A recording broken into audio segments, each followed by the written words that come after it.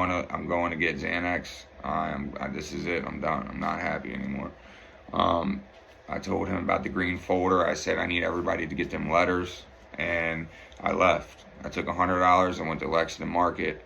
I found somebody with some bars. I bought 10 yellow bars. Come to find out later on that they were fake.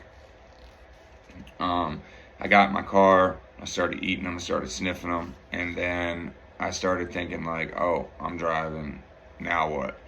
And I did this on purpose. I knew that if I thought about it too much, I'd talk myself out of it. So I just went with it.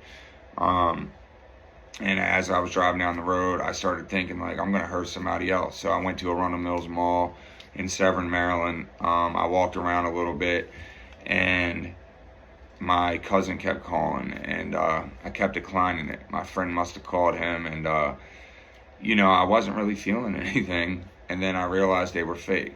Now, had they been real, I would not be here speaking to you now. And I had no idea that I was buying fake Xanax. So I know that was God. The second time, I was locked up at Jennifer Road in Annapolis, Maryland. I was on probation for the armed robbery I caught when I was 18. And I was in and out of jail every 3 months. I was on VPI probation. It's something that they label you as violent, they put you on probation, and they make it extremely difficult and lock you up every 3 months with no bond. Anybody from Maryland can tell you about it. I was on that, kept getting locked up. I was on A1, and nobody told me going through withdrawals that you have a mental breakdown, that you feel everything, that everything's just raw. And I was laying in A1, tossing and turning, 23 hours locked down, 1 hour to be let out to use the phone. It's kind of like lock up. You're there until you're classified. Sometimes they let you out longer than that, depending on what's going on.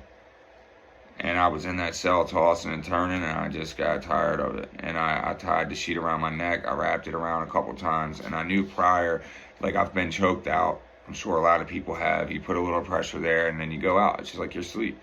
Thought, I wouldn't wake up.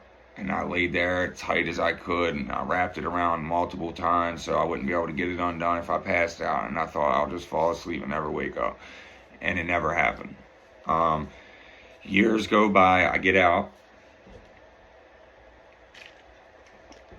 And I'm talking to my brother one day about this scenario, and he actually comes out and tells me he did the same thing. So I just thought it was weird that my brother did the same thing at the same jail in the same place, and